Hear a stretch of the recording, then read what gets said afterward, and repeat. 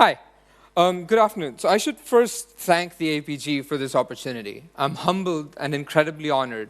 And if it isn't obvious already, considering the rest of my panel, scared half to death. I'm Rushi. As Dom said, I'm a planner at Grey London right now, but it's been a strange sort of journey here. I grew up in the Middle East. I went to college in Bombay to study chemical engineering for reasons I'm still not certain of. And before this, I worked in the data science team at AKQA. At AKQA, working with data science was what triggered my interest in machine learning. And in the last couple of months, I've begun to really start thinking about how that could apply in the creative industries. Now, the topic that we're discussing today reflects a common theme in most of the conversations that we're having around AI, which is to draw a clear distinction between team human and team computer, to decide what aspects of humanity are separate from and superior to the machines, because we tend to view our futures as being locked into a finite zero-sum game against them. Now, I find this confusing sometimes, since these conversations tend to ignore a fundamental point, that we have long since become symbiotic with machines to do our thinking. So much so that trying to understand our abilities or intelligence in their absence is a moot point. Technology has fundamentally augmented us, and we might as well start learning to get good at it. But at a more personal level, these sorts of conversations bother me, I suppose, because people still tend to treat technological augmentation as a sign of weakness, with a slight contempt that comes with assuming that it implies a lack of rigor. But here's the thing. I wouldn't be here, a spotty 25-year-old sat in front of the smartest marketers in a country I've lived in for exactly 8 months, speaking about a profession I've been in for exactly 8 months, if it weren't for this sort of augmentation. I work in advertising because I fell in love with the arts, with design and music and culture. But I grew up in cities with crappy libraries, in cities without museums, and spent most of my life in an educational system that seemed like it was designed to isolate me from the arts. So perhaps the only reason I have this appreciation of, and perhaps a slight understanding of them, is because a machine learning algorithm, Google, helped me figure out who I am and what I really care about. So the conversations around the contempt for technological augmentation mystify me, because to me, they seem to negate my very reality. And as was said earlier, the conversation isn't to me about what we are versus AI. It's what could be possible if we learn to work with it. Here's the crux of my argument.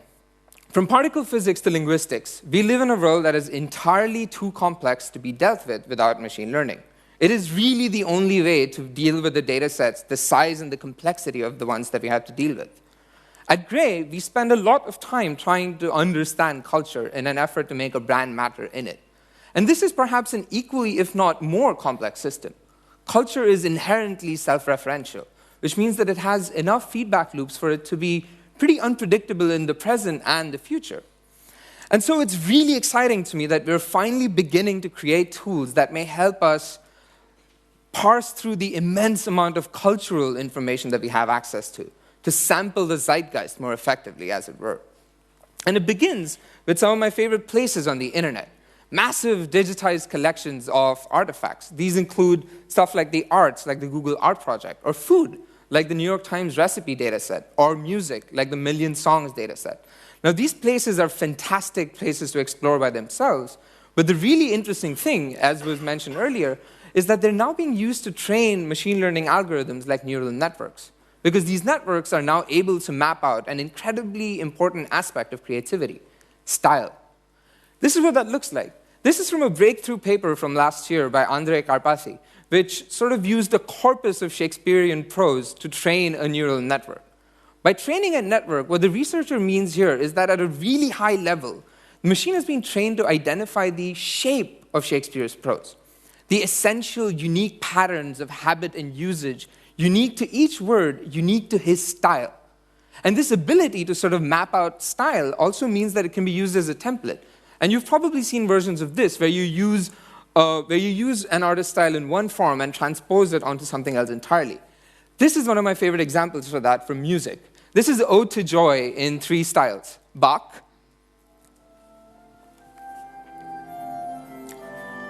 This is an algorithm doing this. Brazilian guitar music.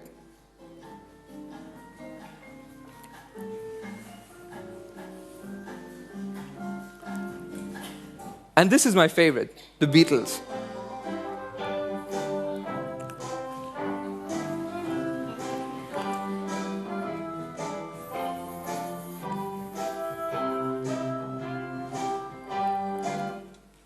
So what we've really done here, though, is add this really abstract, high-level tool, style, into our toolkit in nearly every possible field.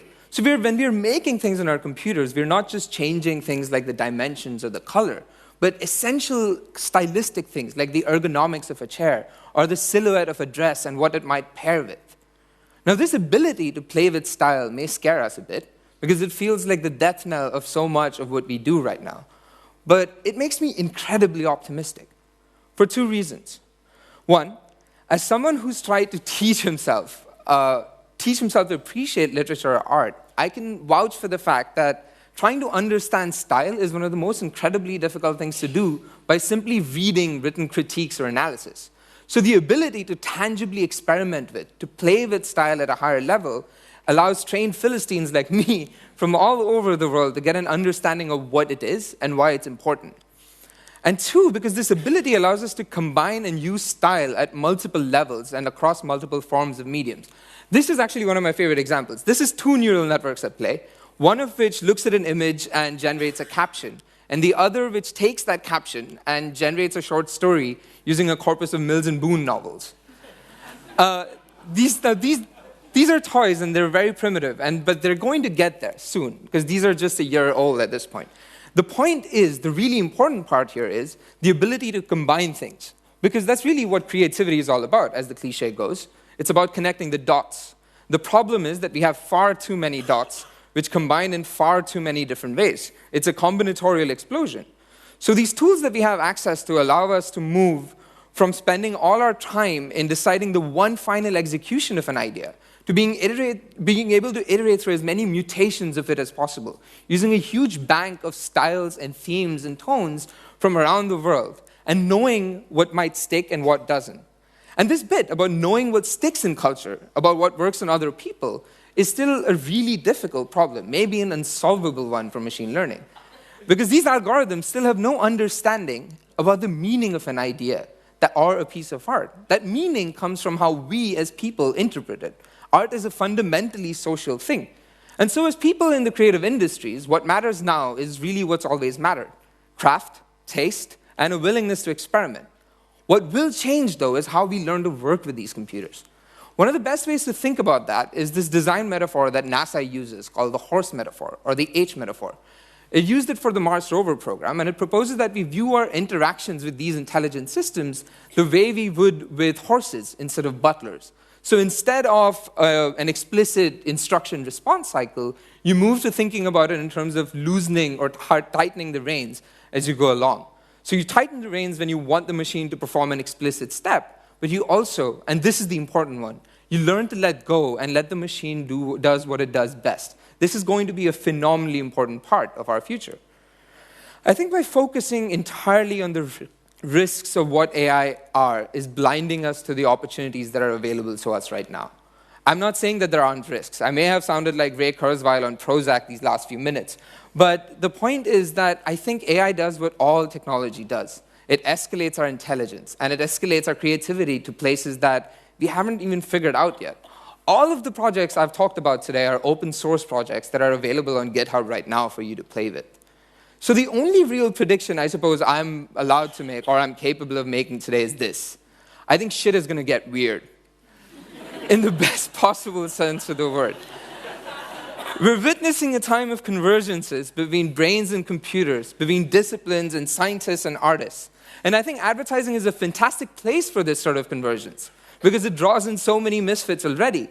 Case in point, the work that may be possible in the future isn't for the technophobic humanists, but neither is it for the inhuman technologists, which is fantastic because those are stereotypes and we're neither of them. We are fundamentally and have been human. So let's stop thinking about ourselves as people and as advertisers in terms of what technology is incapable of doing, and try understanding what might be possible if we learn to work with it together. Thank you.